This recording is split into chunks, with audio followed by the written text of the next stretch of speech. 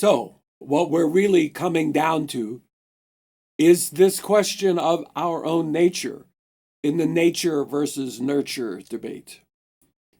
And I hope that we've learned a few things about our nature and what is the nurture part.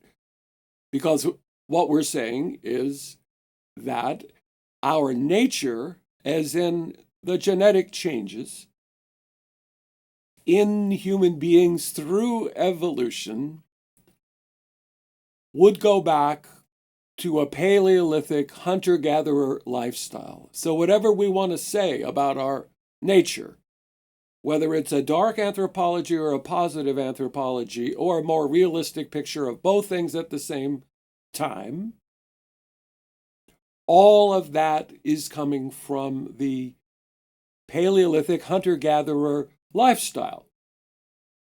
All the rest, now, it's not genetic, it's not evolution, but is cultural. So that takes us, that's why we went through the Neolithic, the Bronze Age, the Iron Age, and into our own industrial age.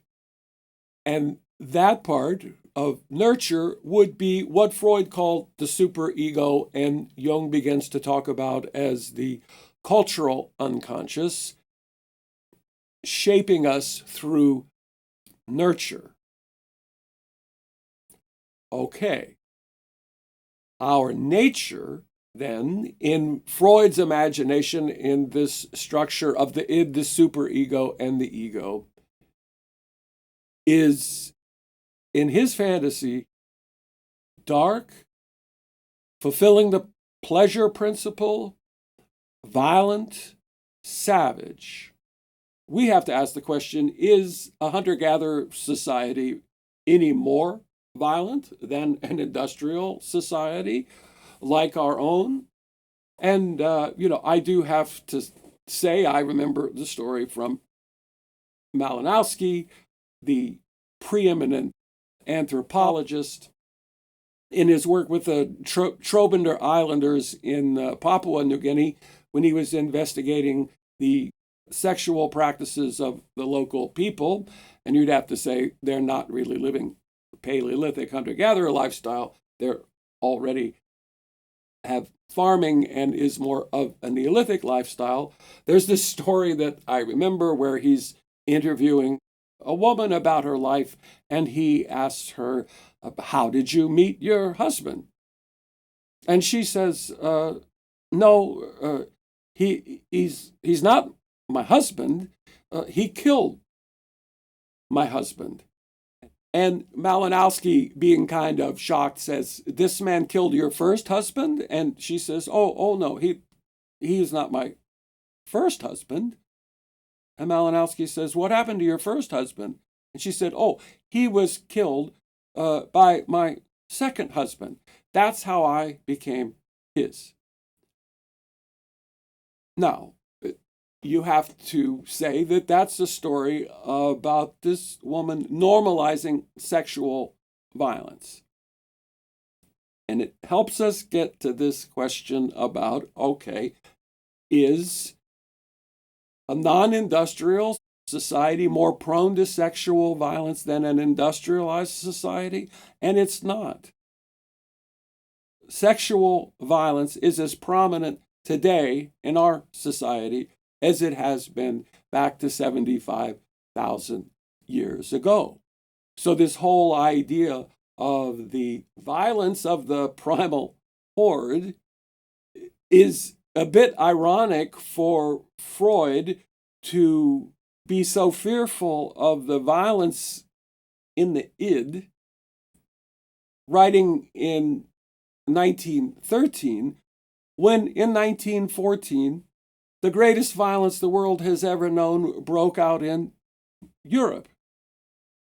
And you would have to say the violence was not sublimated violence, it was industrialized violence, which killed millions and millions on a scale that Paleolithic hunter-gatherers could not have imagined. And you'd have to say industrialized society is the most violent society in history. But there's also no getting around the fact that is that in you? Is that in me? Am I capable of being violent? Am I lacking in impulse control? Am I driven by sexual urges and all of the other sort of drives or instinctual functioning that we could point to? And the answer is yes. That is a part of my unconscious, a part of your unconscious. And so in this episode now, we have opened the unconscious, at least to this other level where we talk about something that is inherently human below the surface of the cultural superego. And to give Freud his due, you have to at least say, he's asking the question. He is confronting Viennese society with these aspects of human nature that are being held down with industrial strength steel in the superego to crush children to be civilized, and saying that that is failing. And beyond that, Freud builds into the nature of psychoanalysis this critique of industrialized culture.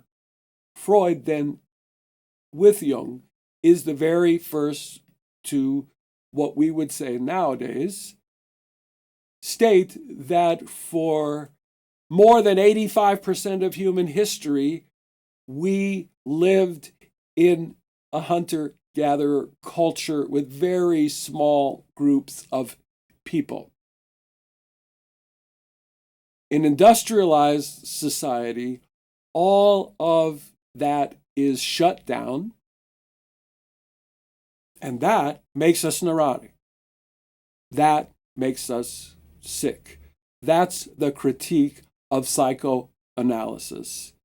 That has to do with all of the ages and our own nature versus nurture. So the question becomes, what are we going to do about it? And not to put too fine a point on it, but the greed and lack of impulse control of the industrialized age is destroying the planet.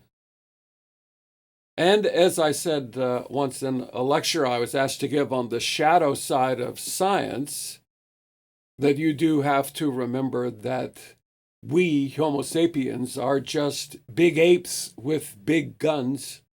And what do you think is going to happen?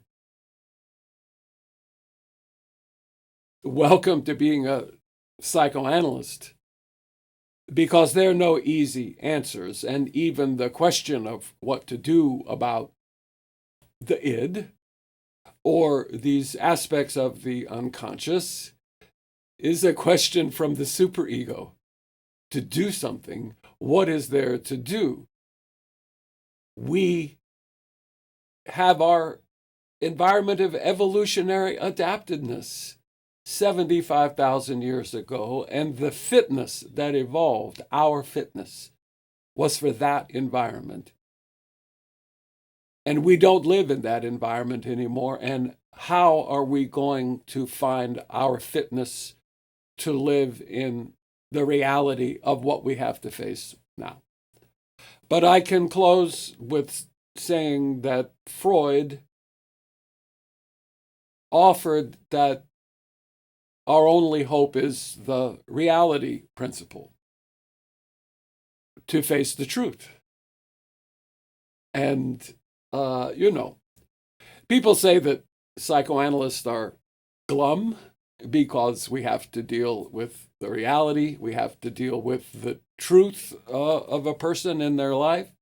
And I don't know if I strike you as particularly glum, but I can say that the truth is sometimes very interesting, and that's what I want to talk about.